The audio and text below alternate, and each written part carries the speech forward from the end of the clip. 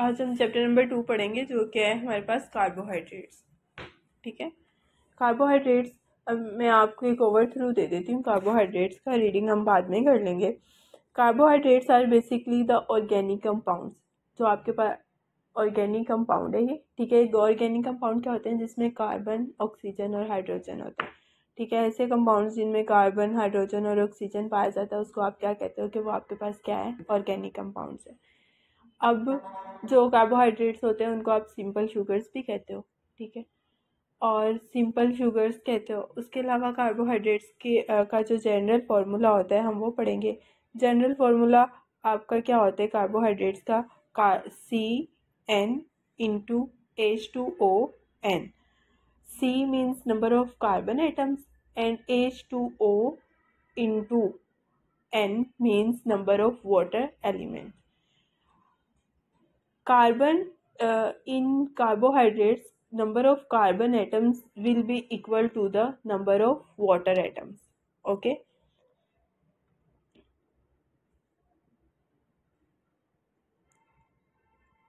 Carbohydrates contains carbon, hydrogen and oxygen. Okay.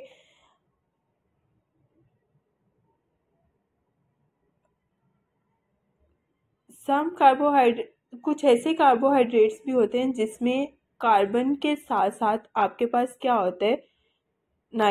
Nitrogen, phosphorus और sulphur. ठीक है, carbon के साथ साथ और क्या होता है? नाइट्रोजन, फॉस्फोरस प्लस सल्फर, जिसमें आपके पास सबसे बड़ी एग्जांपल क्या आती है? रेमनॉज शुगर की। ठीक है, और रेमनॉज का फॉर्मूला क्या होता है? C6H12O5, जिसमें नंबर ऑफ कार्बन, ऑक्सीजन क्या होते हैं? 5 होते हैं। ठीक है, ज़रूरी नहीं है कि सारे कंपाउंड्स जिनका फॉर्मूला CnH2ON है वो लाई करते हैं कार्बोहाइड्रेट्स में। It's not compulsory. कुछ ऐसे कंपाउंड्स भी हैं जैसे लैक्टिक एसिड है और एसिटिक एसिड है। एसिटिक एसिड है और लैक्टिक एसिड है, उनका फॉर्मूला यही है CN into H2ON, लेकिन वो क्या करते हैं कि वो कार्बोहाइड्रेट्स नहीं है, वो एसिड्स है।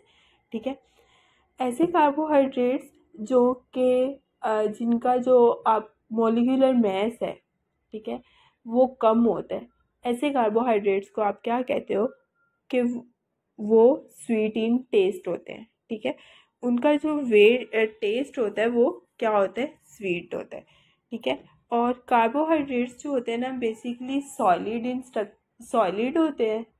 फिजिकल अपीयरेंस जो होती है उनकी सॉलिड होती है और वो वाइट कलर की होती है। जैसे आपने शुगर देखी होगी अपने घरों में। ठीक है, सुक्रोज देखा होगा। ठीक है, ग्लूकोज डी मिलता है फार्मेसी से। ये सारे क्या हैं? वाइट इन कलर हैं। और ये क्या होते हैं? पाउडर होते हैं ना, तो ये सॉलिड होते हैं। ठीक है, जो शुगर्स हैं आपकी या जो कार्बोहाइड्रेट्स हैं वो क्या हैं? आपके सॉलिड हैं।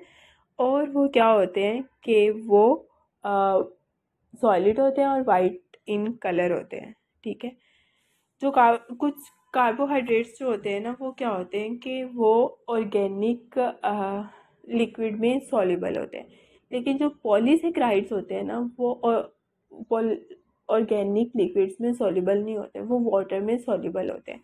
ठीक है, अब आप पॉलीसेक्राइड्स क्या होते हैं? बेसिकली आपने कार्बोहाइड्रेट्स को ना क्लासीफाई किया हुआ है इनटू 4 मेजर क्लासेस। ठीक है, जिसमें सबसे पहले क्या आता है कि मोनोसेक्राइड्स, फिर डाइसेक्राइड्स, ओलिगोसेक्राइड्स और फिर पॉलीसेक्राइड्स। जो मोनोसेक्राइड्स होते हैं ना वो बेसिक बिल्डिंग ब्लॉक हैं किसके? कार्बोहाइड्रेट्स के। यानी कि कार्बोहाइड्रेट्स किससे मिलके बने होते हैं? मोनोसेक्राइड से। अब जिस मोनोसेक्राइड्स, मोनो से ही पता चल रहा है आपके पास कि इसके पास सिंगल शुगर होती है, जिसमें आपके पास जो कार्बन एटम होते हैं वो क्या होते हैं? 3 to 7 हो सकते हैं, यानी कि 3 भी कार्बन एटम हो सकते हैं, 3 भी हो सकते हैं, 4, 5, 6, 7 तक जा सकते हैं। ठीक है, और मैंने आपको बताया वो बेसिक बिल्डिंग ब्लॉक्स होते हैं। और इसकी जो एग्जांपल है मोनोसेक्राइड्स की वो क्या होती है? ग्लूकोज, फ्रुक्टोज और ग्लैक्टोज। ये चारों एग्जांपल्स जो हैं ये क्या हैं? एग्जांपल्स किसकी हैं? मोनोसेक्राइड्स की। आगे हम चलते हैं डाइसेक्राइड्स की तरफ। जो डाइसेक्राइड्स होते हैं ना बेसिकली वो क्या होते हैं कि वो दो मोनोसेक्राइड्स जब आपस में मिलते हैं ना, और आपस में मिल के जो वो आपस में ज्वाइन करते हैं, तो वो मिलके क्या बनाते हैं, डाइसेक्राइड्स। अब वो आपस में मिलते कैसे हैं, वो ग्लाइकोसाइडिक बॉन्ड की वजह से मिलते हैं। अब ग्लाइकोसाइडिक बॉन्ड क्या होता है आपके पास, वो बॉन्ड जिसमें आपका जो कार्बोहाइड्रेट का मॉलिक्यूल है वो किसी दूसरे कार्बोहाइड्रेट के साथ मिल रहा है, ठीक है। तो वो जो आपस में बॉन्ड बनाएंगे उसको आप क्या कहेंगे, कार्बोहाइड्रेट ग्लाइकोसाइडिक बॉन्ड, ठीक है। अब डाइसेक्राइड भी मैंने बता दिया। मोनोसेक्राइड में क्या बताया था कि ये सिंगल शुगर यूनिट से मिलके बने होते हैं जिसमें कार्बन एटम 3 to 7 हो सकते हैं, ठीक है, और ये बेसिक बिल्डिंग ब्लॉक होता है। डाइसेक्राइड क्या होता है, इन दो मोनोसेक्राइड्स मिलके क्या बनाते हैं, डाइसेक्राइड्स। और इसकी एग्जांपल क्या है डाइसेक्राइड्स की, सुक्रोज, लैक्टोज और मैल्टोज, ये तीनों क्या है, किसकी एग्जांपल्स हैं,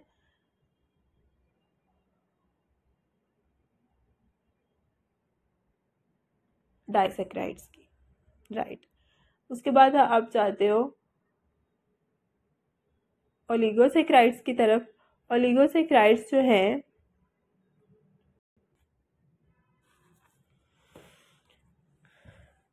डाइसेक्राइड्स, फिर हमारे पास है ओलिगोसेक्राइड्स।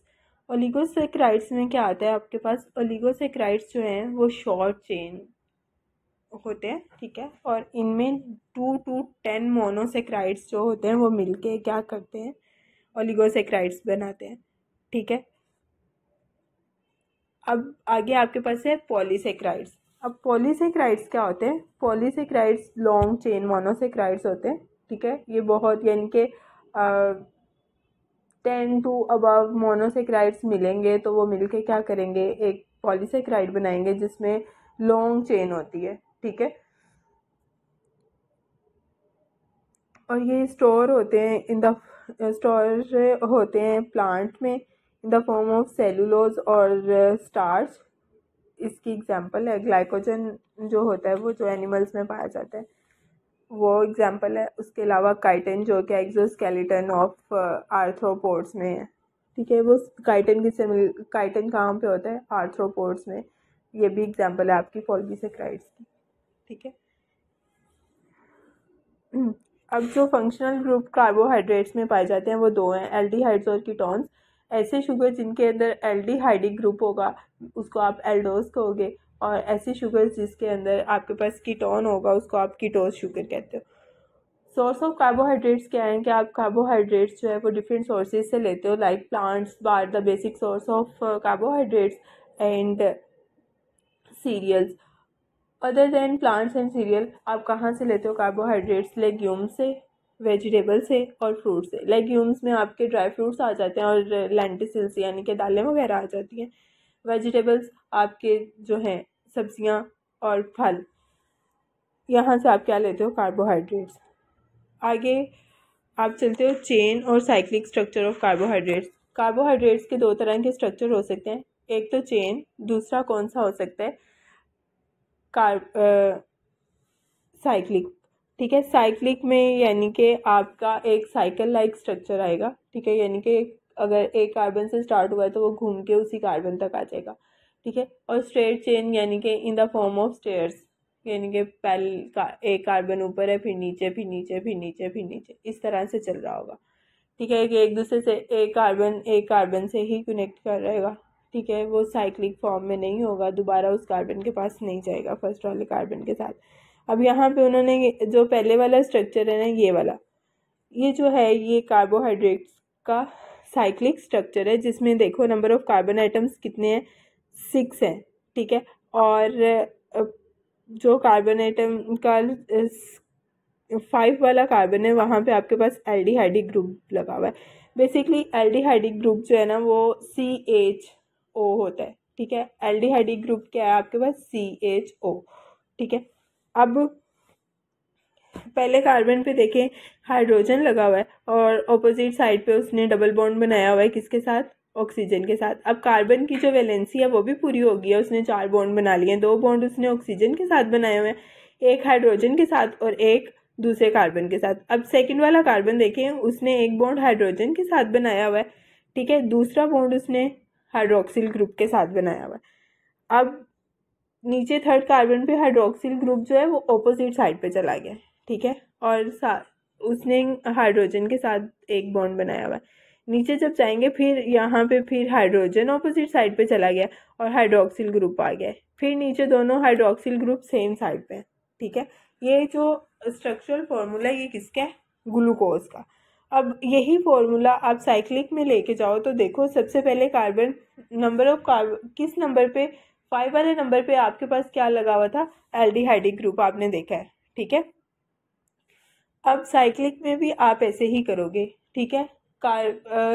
ग्लूकोज में 6 कार्बन होते हैं ना, तो इसलिए आप हेक्सागोनल स्ट्रक्चर बनाओगे जिसकी 6 साइड्स होंगी, ठीक है। आप पहले सबसे पहले जो लगाओगे ना, ये देखो यहाँ पे ये चीज़, ये देखो, ये जहाँ पे पॉइंटर मूव कर रहा है, सबसे पहले उसने क्या लगाया हुआ है?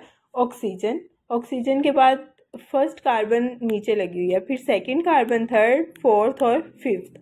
अब फर्स्ट कार्बन जो है, जो फिफ्थ कार्बन है, वहाँ पे आप लगा दो एल्डिहाइडिक ग्रुप, ठीक है, CH2O, ठीक है। अब CH2OH लगा दिया आपने। अब जो फर्स्ट कार्बन है वहाँ पे आप लगाओ हाइड्रोजन ऊपर और हाइड्रोक्सिल ग्रुप नीचे। अब सेकंड कार्बन पे जाके वो ऑपोजिट साइड पे चला जाएगा, नहीं सेम रहेगा, हाइड्रोजन ऊपर रहेगी और OH नीचे रहेगा। थर्ड पे जाके वो क्या करेगा? हाइड्रोक्सिल ग्रुप अपनी पोजीशन को चेंज कर लेगा, वो OH ऊपर चला जाएगा ऑपोजिट साइड पे और हाइड्रोजन नीचे आ जाएगा। 4 कार्बन पे जाके फिर वो ऑपोजिट चला जाएगा, हाइड्रोजन ऊपर चला जाएगा, OH नीचे आ जाएगा, ठीक है। अब जहाँ पे कार्बन नंबर 5 पे एल्डिहाइडिक ग्रुप लगा था, वहाँ पे नीचे क्या लग जाएगा? हाइड्रोजन। इस तरह आपके नंबर ऑफ हाइड्रोजन एटम भी पूरे हो रहे हैं और कार्बन एटम भी पूरे हो रहे हैं और आपका ऑक्सीजन एटम भी पूरे हो रहे हैं, ठीक है। यानी कि C6H12O6 आपका कंप्लीट हो गया। ग्लूकोज का फॉर्मूला क्या है? C6H12O6, यानी कि 6 कार्बन, 12 हाइड्रोजन और 6 ही ऑक्सीजन। उसके बाद क्या है? अक्रंस ऑफ कार्बोहाइड्रेट्स, यानी कि कार्बोहाइड्रेट्स कहाँ क्या है कि ये सेकंड मोस्ट अकरिंग सब्सटेंस है नेचर में, ठीक है, वाटर के बाद। वाटर के बाद जो सबसे ज़्यादा आपके पास सब्सटेंस पाया जाता है वो क्या है? कार्बोहाइड्रेट्स। और ये प्लांट्स की सेल वॉल में भी पाया जाता है, जो कि इन द फॉर्म ऑफ क्या होती है? सेलुलोज का। इनकी सेल वॉल किससे बनी होती है? प्लांट्स की सेलुलोज से। तो 50 से 80% जो होता है वो क्या होता है कि सेलुलोज किससे बना होता है? कार्बोहाइड्रेट्स से, ठीक है। अब कार्बोहाइड्रेट्स जो होते हैं ये आपके नेचुरल प्रोसेस जो फोटोसिंथेसिस हो रहा होता है ना, उससे भी बनते हैं। फोटोसिंथेसिस में बेसिकली क्या होता है कि जो आपका कार्बन डाइऑक्साइड है वो मिलता है वाटर के साथ और फिर आपके पास क्या बनता है? C6H12O6, यानी कि आपके पास कार्बोहाइड्रेट, शुगर और आपके पास ऑक्सीजन होगा, ठीक है। अब ये देखो CO2 प्लस H2O, तो वो आपको मिलके क्या देंगे? C6H2O6, ठीक है। कार्बन डाइऑक्साइड और वाटर मिलेंगे तो वो आपको ग्लूकोज और ऑक्सीजन देंगे। अब जो मेजर सोर्स है किसका? कार्बोहाइड्रेट्स का, वो क्या है कि मैक्रोन्यूट्रिएंट्स जो आप यूज़ करते हो, ठीक है। कार्बोहाइड्रेट्स मैक्रोन्यूट्रिएंट है, माइक्रो नहीं है, मैक्रोन्यूट्रिएंट। मैक्रो का मतलब है कि ये सबसे बड़ा न्यूट्रिएंट है, मैक्रो बड़ा न्यूट्रिएंट है, ठीक है, जो कि 55% कैलोरीज जो हमारी बॉडी को चाहिए होती हैं वो हम कहाँ से लेते हैं? कार्बोहाइड्रेट से। 1 ग्राम कार्बोहाइड्रेट जो होता है वो हमें 4 कैलोरीज देता है, ठीक है, के इक्वल होता है। और जब कार्बोहाइड्रेट का मॉलिक्यूल ऑक्सीडाइज होता है, ऑक्सीडाइज मीन कि जब कार्बन ग्लूकोज के मॉलिक्यूल में आप ऑक्सीजन को ऐड करते हो, ऑक्सीडाइज करते हो उसको, तो वो क्या करता है? आपको एनर्जी देता है, ठीक है। और इस प्रोसेस कार्बोहाइड्रेट की जो ऑक्सीडेशन का प्रोसेस होता है, इसको आप क्या कहते हो? रेस्पिरेशन। फोटोसिंथेसिस में क्या होता है कि आपका ग्लूकोज बन रहा होता है, लेकिन जब आप ग्लूकोज को क्या करते हो? ऑक्सीडाइज करते हो, यानी कि इसमें ऑक्सीजन को ऐड करते हो, तो वो आपको रेस्पिरेशन होती है, जिससे आपकी कार्बन डाइऑक्साइड जो होती है वो रिलीज होती है, ठीक है, और वाटर बनता है और फिर एनर्जी आती है आपकी बॉडी में। कार्बोहाइड्रेट्स आपको एनर्जी प्रोवाइड कैसे करते हैं कि जो सिंपल शुगर होते हैं ना, वो डायरेक्टली एब्जॉर्ब कर लेते हैं, किसके थ्रू?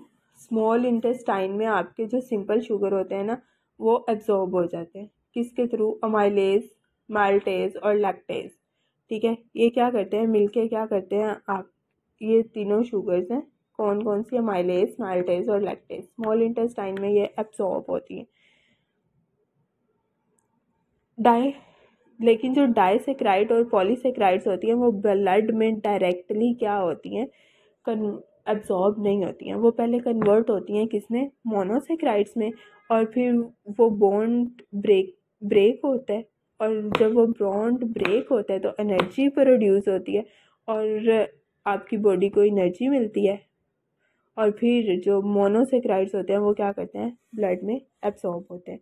क्या पॉलीसेक्राइड्स और डाइसेक्राइड्स डायरेक्टली आपका ब्लड एब्सॉर्ब नहीं करता, ठीक है। जब उनके बॉन्ड्स जो हैं,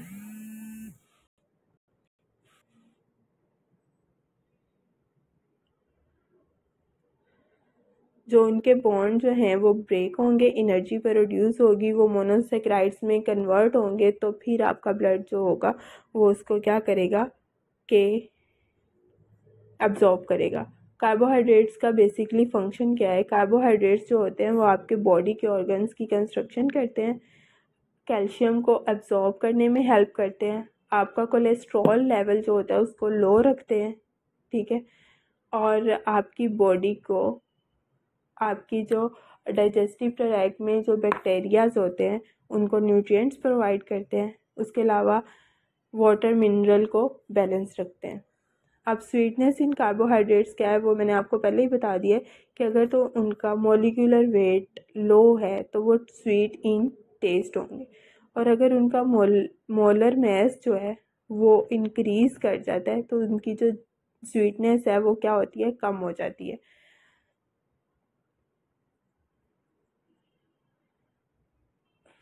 अब जो फ्रूट्स होते हैं वो आपने देखे होंगे कि जैसे जैसे वो पकते जाते हैं वैसे वैसे क्या होता है, उनके अंदर स्वीटनेस ज़्यादा होती जाती है, तो वो क्या है कि जैसे जैसे वो पकते जाते हैं उनका मोलर मास जो होता है वो कार्बोहाइड्रेट्स का वो कम होता जाता है, ठीक है, तो इस वजह से वो मीठे होते जाते हैं, ठीक है। उसके बाद नीचे क्लासिफिकेशन ऑफ कार्बोहाइड्रेट्स है, वो मैंने आपको पहले बता दिया था कि कौन कौन सी है: मोनोसेक्राइड, डाइसेक्राइड्स, ओलिगोसेक्राइड्स और पॉलीसेक्राइड्स। मोनोसेक्राइड्स में एक शुगर मॉलिक्यूल होता है जो कि हाइड्रोलाइज इनटू स्मॉलर यूनिट नहीं हो सकता, क्योंकि वो ही तो बेसिक यूनिट है, ठीक है।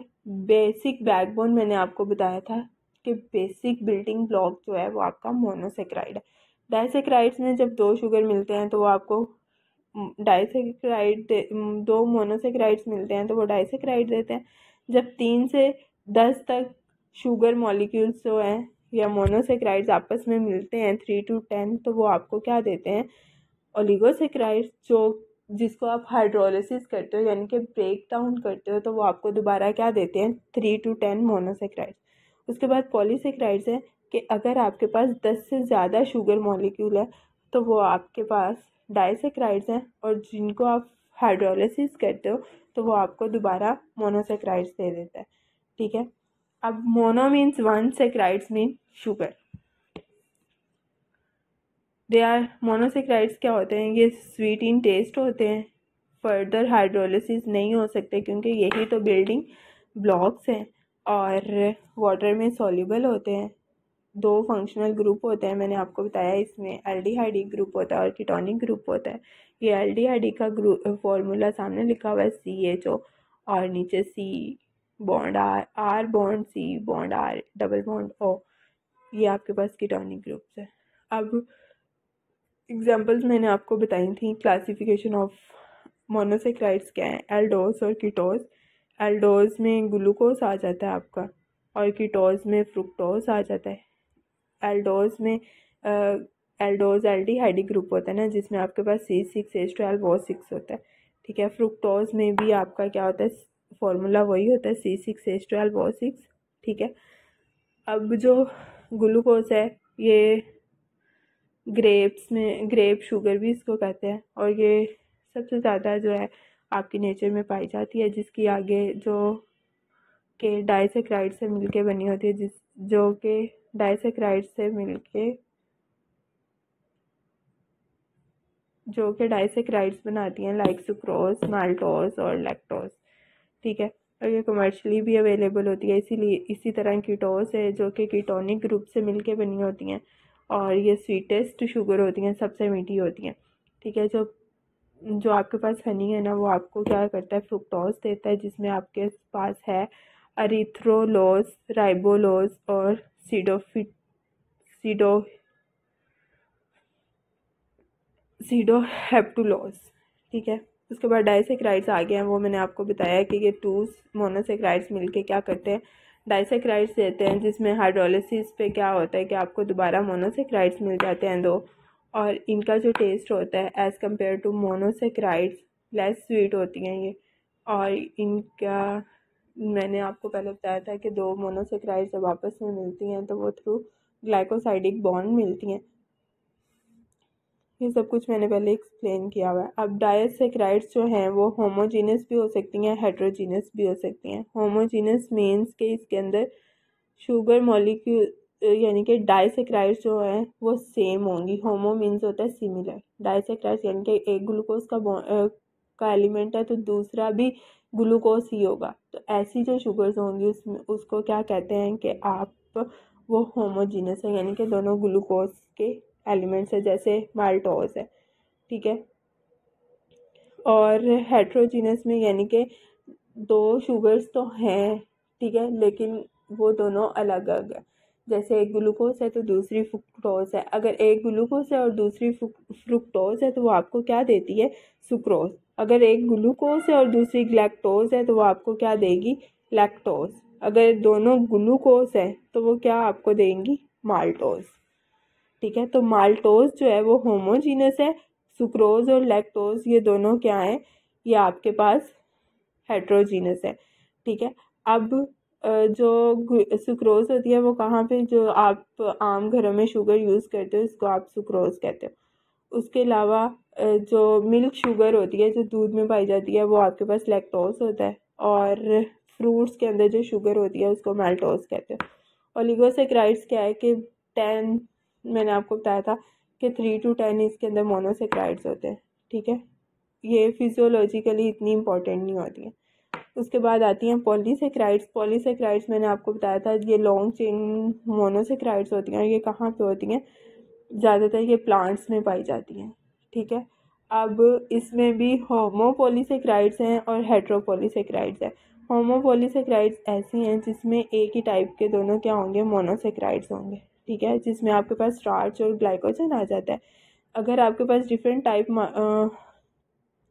मोनोसेक्राइड्स आती हैं तो इसका मतलब है कि वो हेट्रोपॉलीसेक्राइड्स है, जिसमें आपके पास म्यूसिलेग आ गया, हेमी सेलुलोज आ गया। सेलुलोज का आपको पता है कि वो काम पे होता है, प्लांट्स की सेल वॉल में प्रेजेंट होता है। सेलुलोज क्या है कि मोस्ट इबंडेंट है, कहाँ पाया जाता है, cell wall of the plants. Starch जो कि आपके प्लांट्स में, कॉर्न्स में और ग्रेन्स में स्टोर हुई होती है। ग्लाइकोजन जो कि आपके मसल्स में और लीवर्स में, एनिमल मसल्स में और लीवर्स में पाया जाता है। और स्टार्च जो है वो सीड्स, ट्यूबर्स में पाया जाता है, जिसमें अमाइलोज और अमाइलोपेक्टिन होता है। यहाँ तक आपका चैप्टर था कार्बोहाइड्रेट्स का।